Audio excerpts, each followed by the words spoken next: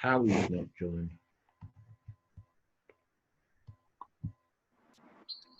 Where's Howie, Satish?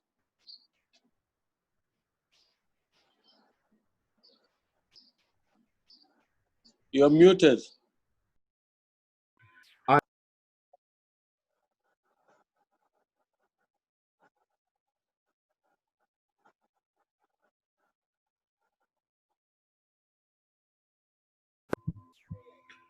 My guess is he hasn't gone on to the second link. I'll WhatsApp him if he's and see if he's got it. Oh no, he's joining. I can see him now. Right at the bottom. He's 3M PJST. Yeah, he's there. Okay, go ahead, Satish. The guys are waiting for you. They want me to ask a question or unmute or mute? I think you had a question earlier for the. Yes, I do have a question. For the presenters, yeah. Right. My question is, in terms of age cheating, especially at under 17 level, how much credence do you give to MRI scans when it cannot actually scientifically prove whether the person is 16 or 18? Because fusion, the last stage, can occur anywhere between 16 and 18.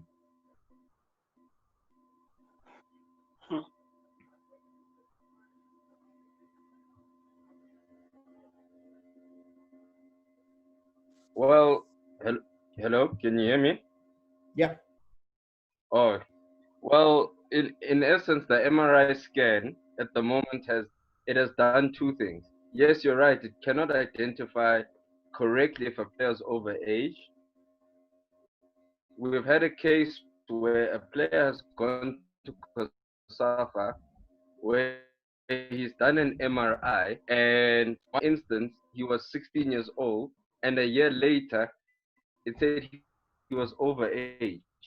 The same player, he had grown.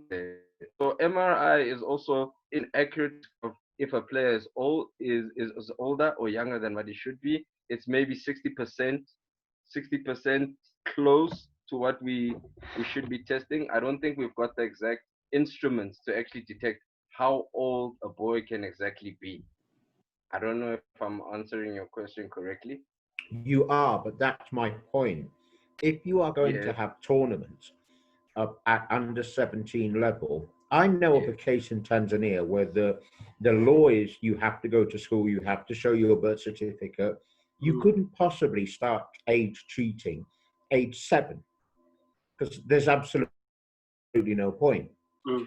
So 2 boys failed MRI and they passed it a month earlier. And their school records show they were not 17. When they're expelled as age cheats, they go straight back to school and they go straight back to the year that they were in for studying. The end result is the lives of 2 young boys, talented footballers. One of them was the first choice goalkeeper. The team shipped in 12 goals in 3 matches. That tells you how important this boy was to the team. So the point being, what do you do to protect the rights of young children, especially with, I'm very interested in what you were saying in terms of them actually developing at a faster rate. So this is going to explain why African boys in particular, but also girls, would fail MRI, but actually not be over age, but they'll be branded as age cheats. And this is something that should be, in my opinion, should be taken on within African football. No, that is true, because we also had a debate yesterday. Well, not a debate, just a discussion about bone density of how players in rural areas, because maybe they don't have transport and they actually walk long distances to school over time, and they take more steps up hills, that their bones actually develop quicker than other kids in other areas. So when you go for your test, you say that no, this boy is old, but he's had more activity than a boy who gets chaperoned around from a young age.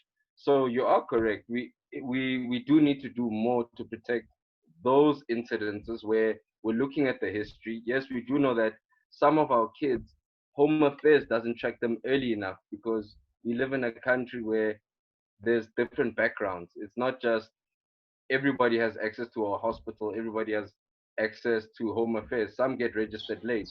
But I think the government is doing its fair share to try to track kids earlier in rural areas so that such incidences do not get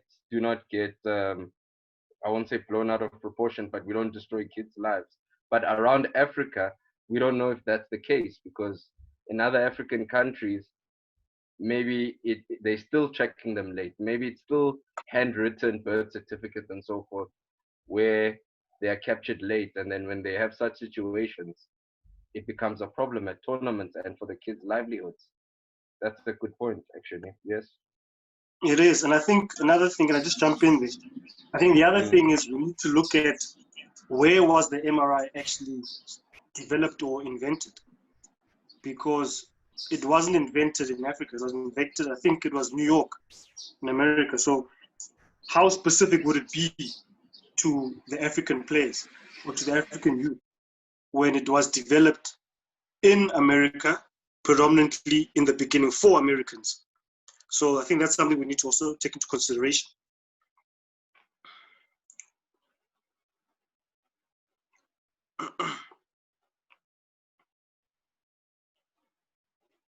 Next question. Yeah, I think my point was just to ride on that what Satish mentioned and Selekedi.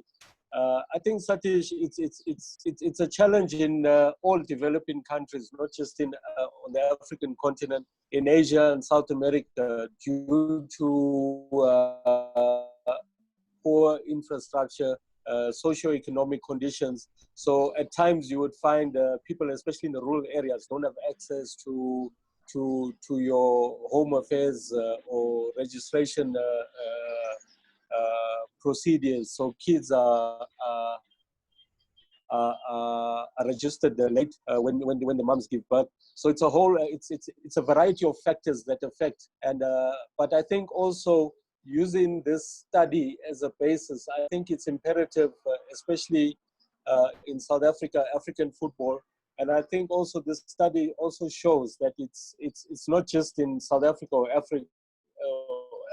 African continent as such, but I think it applies to all Africans in the diaspora.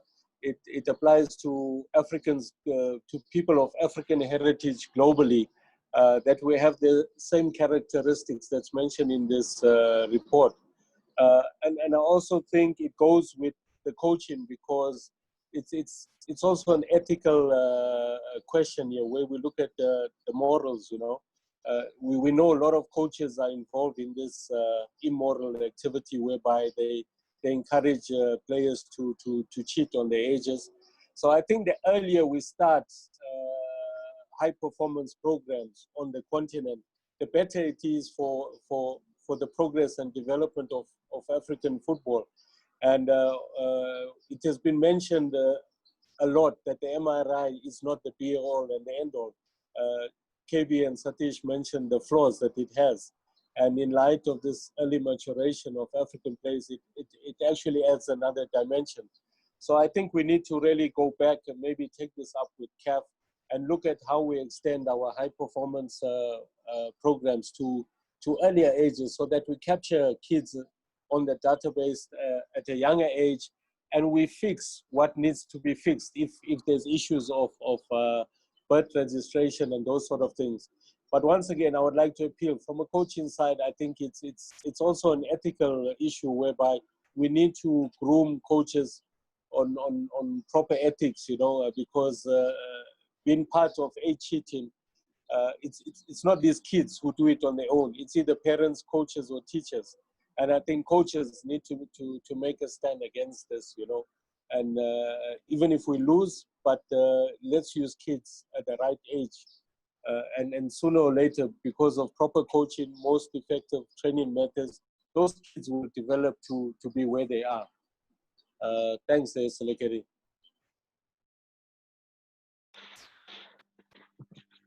Yeah, can I come in?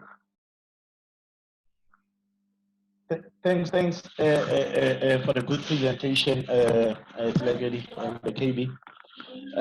I've actually got 2 points, and they're in a form of comment and question as well. I think touching on the first one, it's true actually. The influence of geography, given how huge and diverse South Africa is. For example, I experienced a very unfamiliar scenario in last season's MDC. You look at the Black Leopards, a team that they fielded, very young team.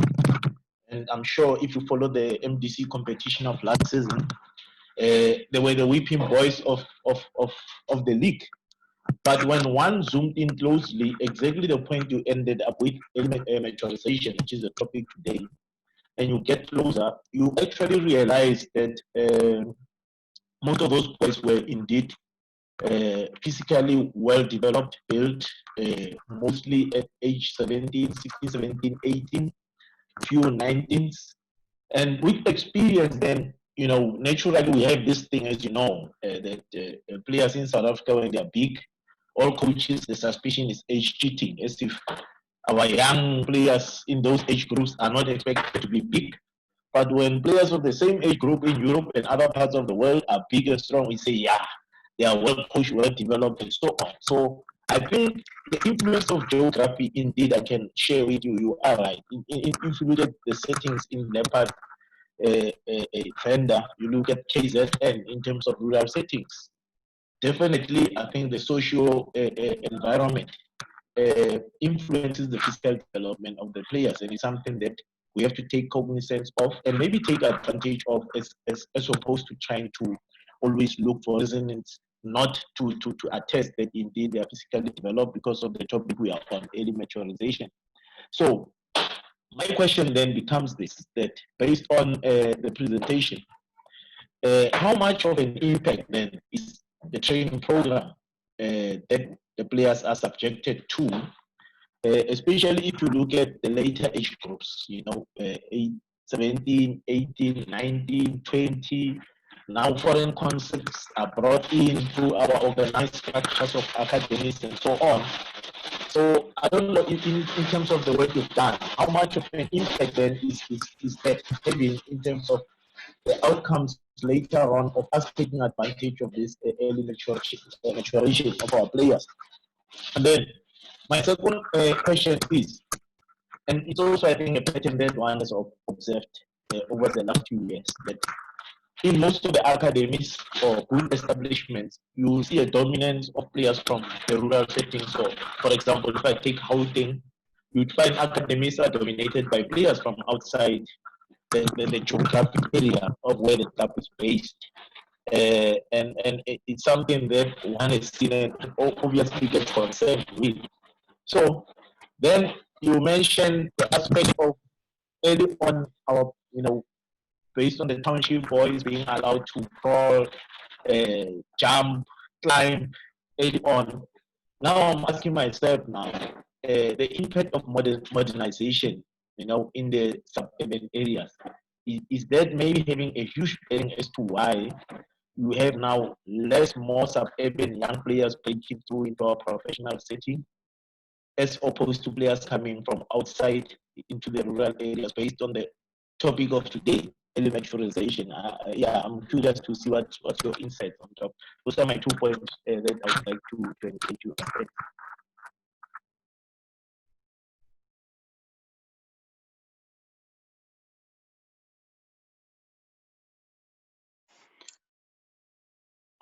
Thanks, Coach Nathan. So, I hope you don't mind me answering the second question. I think you make a good point with regards to the modernization. It's obviously playing a big role in us not being able to find more talent. One of the things we discussed yesterday as well was how before we were so modernized, kids would play at the streets, would play street football, would play with our friends from 9 a.m. in the morning until 7 p.m. in the evening. and without restrictions. And that continuous playing was in fact, training without us actually knowing that it's training. And being exposed to playing against and with older kids has played a big role in development of players in the past. And I think now, due to a lot of concerns, safety being one of them, it's obviously very difficult for parents to allow their kids to roam around the streets all day. So it's definitely played a negative role in terms of the development of players who are predominantly in the city or in the suburbs. So the kids that are growing up in the rural areas probably still are able to play football and to do many activities that are related to all the physical aspects that we mentioned earlier, the balance, the coordination, the agility, etc., which obviously then at a later stage will play a positive and an important role in their physical and football development.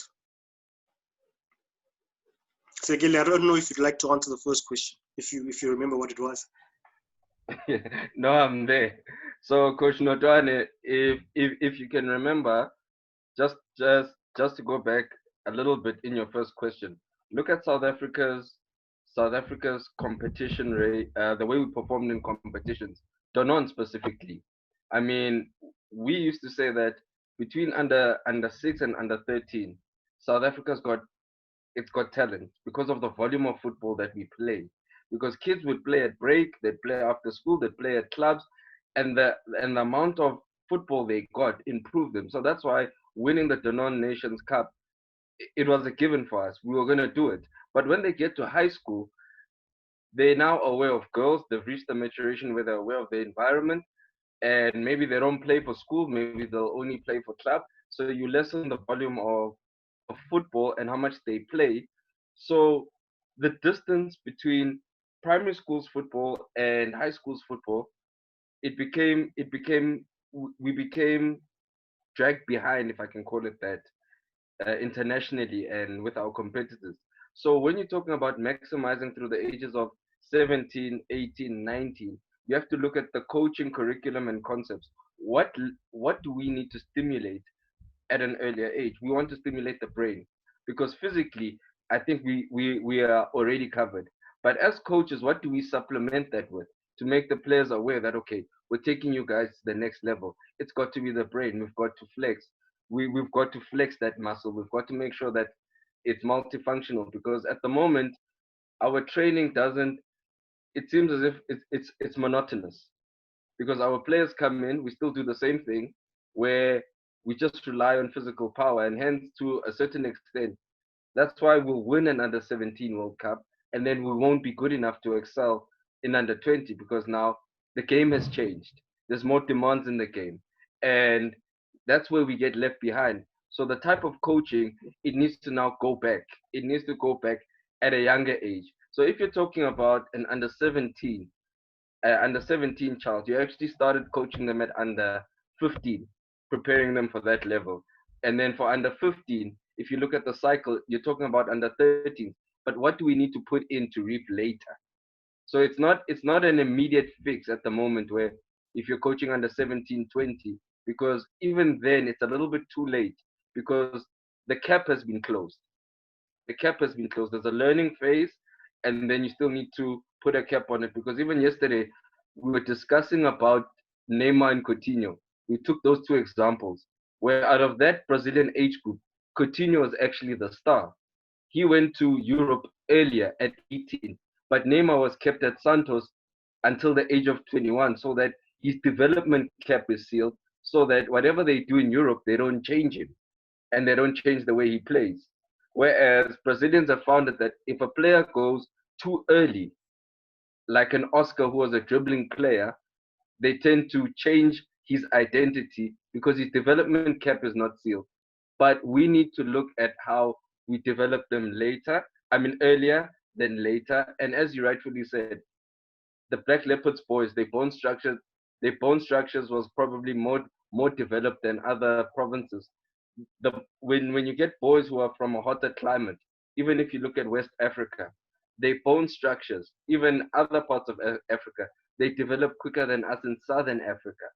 That's because when you come from a hotter climate, that does tend to happen. So they will mature earlier, they will be bigger, and that's what you'll find, Coach David. I hope I've answered your question. I'd just like to add on one more point. I think, Slick, you've definitely covered that question quite well.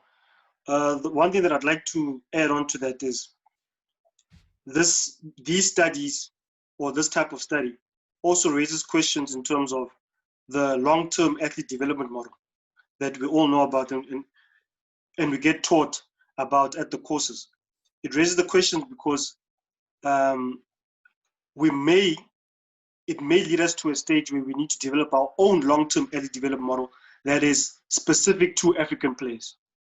Yes. Because if I'm not mistaken, yeah, the one that we currently have is from Canada. So obviously it took into consideration the Canadian kids. And I think we may need to develop our own long-term athlete development model, depending and obviously taking into consideration the maturation of our players. Hello, can I come in here? Yeah. Yeah. Can everybody hear me? Good day to everybody, and welcome. And some really good points and some really good interjections here. And I think one of the major things that I see from Europe, again, the times when I've come to Africa and I've watched African football from grassroots level, I've seen very, very good coaches who maybe haven't got the qualifications, maybe through literature or through maths, but can still get that culture education into our young children. And I think one of the biggest flaws that we have as Africans is that we don't trust each other in what we do. We have this complacency, whereas we think that the white culture is better and more cleverer than what we do. Again, as I say, one of the points that was made before, that we had a history here in Europe where black players didn't play in certain positions because we were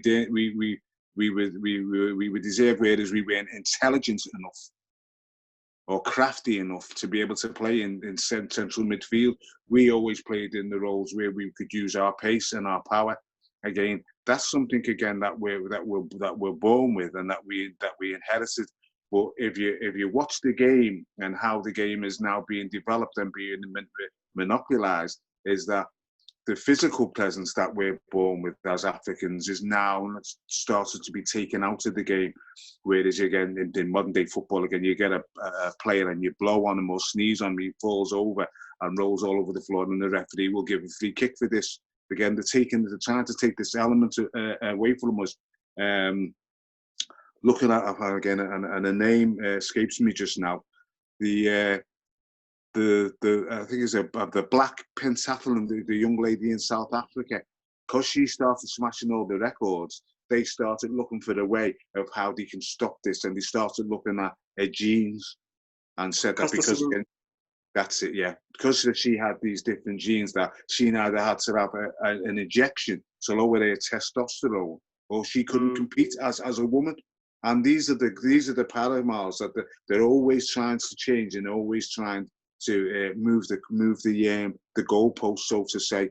But I think as Africans, if you look at the model around the world today, Liverpool have just smashed the league in the UK with 95% of their squad are black.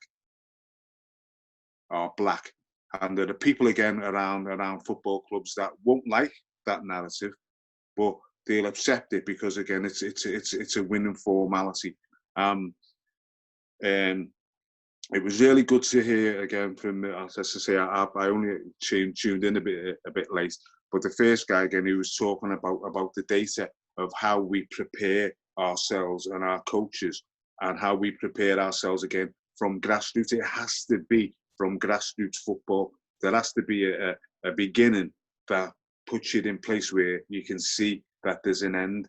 Because again, what we've tended to do in the past, we've tended to throw all our energy, our finances, whatever, at the older ages and at the top level. Where really, again, as I say, we have to grow. We have to grow it like a plant from grassroots level. And again, there's a race on right now. There's a race on for the first African nation who is going to win that World Cup. And say one of the greatest players of all time, Pele, said that when Africa win that World Cup, is to say that the rest of the world will never ever see it again. And I think that he's right. But again, just going back to again one of the points that one of the first guys was making is that the data that we see and that we collect and that we know is not really the data that we should be using to be developing our kids. We should have, again, we're different. Our foods are different. Our bodies are different.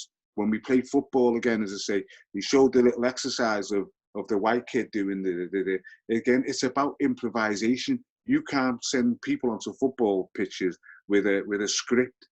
They have to work out that script themselves. So again, as I say, that's something that we're very, very good at. And I don't think that we're given the credit for. So to just put this in a nutshell, is that for us as Africans, we have to look at the long-term implications of how we are as coaches in Africa.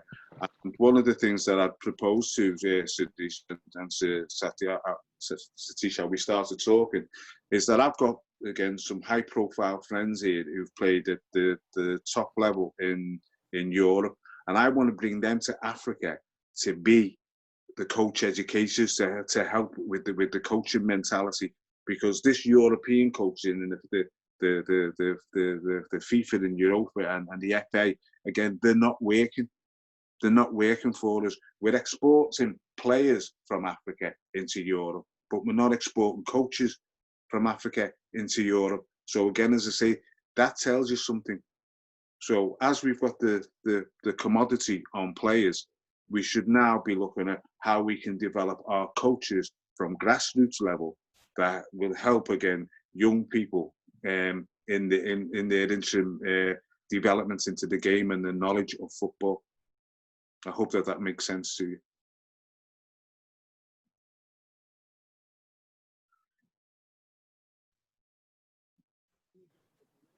Thank you, Howard. Those were very important points that you've mentioned there. And yes, we need to get that recognition and getting more of our elite coaches.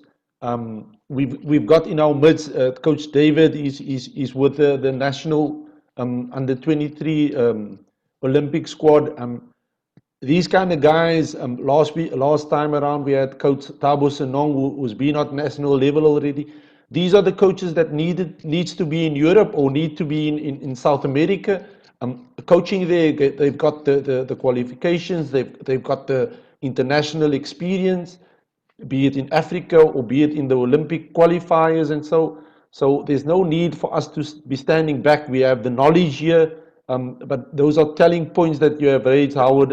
Thank you very much for your contribution. If I could just add just one more point to that, as I say, of where we're going as Africans and as we're looking to or hoping that football will go, is that my preference would be is that the players stay in Africa, that we build a league and a platform for them that can match and mirror the European game or the say South Asian game, whereas we keep our players or our best players in Africa, or there's some sort of agreement or a law that is agreed across of Africa of when players are able to be released to go into Europe, because I think that's a key point.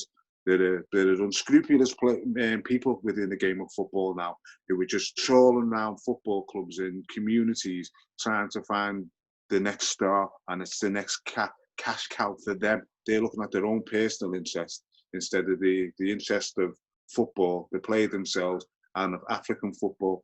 So I think, again, as I say, of my wish, if I had a wish, I'd love to see a Premier League, an English Premier League type league in Africa. That's where all the talent is. There wouldn't be a problem then about coaching, because again, I think that this is something African countries have got to stop doing. They've got to stop employing white coaches, these colonial coaches who are only going there for a cash cow. They've got to start educating and trust and employ from our own people. That way, again, there's There's aspiration for younger coaches. I want to do that. I'd like to do that. Is that we're showing the way again by using our own profiles and our own skill base and to make our own challenges, rather than again is that we keep on looking to European coaches or South American coaches to think that they are better and they are better coaches or have more knowledge than what we have, and they haven't. We're just maybe being conditioned in a way, whereas we're led to believe that everything that white people do is a good thing for us, that they're representing us. We've got to start representing ourselves and show our children, and as I say, those are coming, that what is that there is a progression, that we are clever, that we are the top managers within Africa, that we are the top managers again within the world. Oh look, we've won the World Cup. And you'll see the change then, and you'll see FIFA and UEFA, when that happens, you'll see them change the rules again to suit themselves. They've already, again, as I say, interjected that over the years, whereas again, our physical status, again, white people can't match it. The speed within the game, white people can't match it. The agility that we have, we're born with this. So please, brothers, believe in what we are and who we are and what we can deliver, and more importantly, of what we can achieve.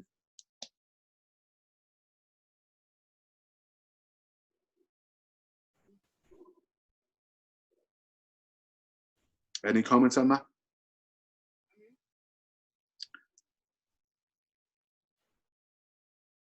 Has everybody lost the tongue?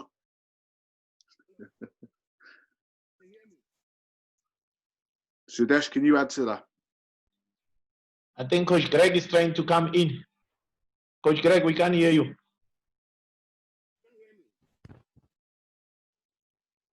Yeah. You have to touch the top of your screen on the mic. There you are. You're in. Hi, Coach. I'm new here, first time, and thanks for welcoming me. You made some important points and very valid points, but I think where we need to start is where I am at the moment is I do have an academy, and 4 of my players have junior contracts with NFG teams. But what I need assistance is where I want to create an elite team, meaning elite players, and focus on them. But I need like a program for them to follow, with like dietaries and a training program, and to prepare them so when they're ready to send them through to NFG or PSL in South Africa, and then like a time frame basically so that when they will be ready, how do you assess them? I do have some information on assessing players, but maybe more detailed and from a professional level that would really help me. Yeah. Where are you based? I'm in Durban. Sorry, where are you based? I'm in Durban. Durban. Yeah, well, again, as I say, one of the guys who I'm going to bring to Africa, his name's Noel Blake, and he would tell you that most of the players that you see in the England team right now is that he's coached them, he's worked with them at under 16, 17, and under 18s. He's a pro licensed coach, so he's a coach educator. He coaches the coaches, and I'm sure, again, as I say, the stuff around dietary, and again, even we're looking at things around administration, how people run football clubs again, which is important for us as Africans, because again, as I say, there's always ways that people throw stones at us. But if the many of the needs, I think that we may need, I think that we can provide them to do experienced ex-players again who've been through the remit of professional football, and again even in relation to mentoring, providing a mentoring service for those players again who can who find difficulties within the game. Yeah, I'm sorry to interrupt you. Can you come back in? Me, yeah. Yes. Yes. That will really help.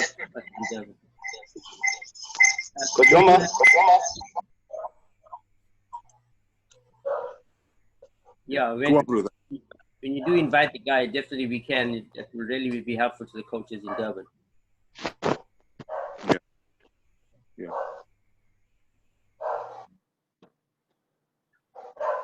Hello? Okay.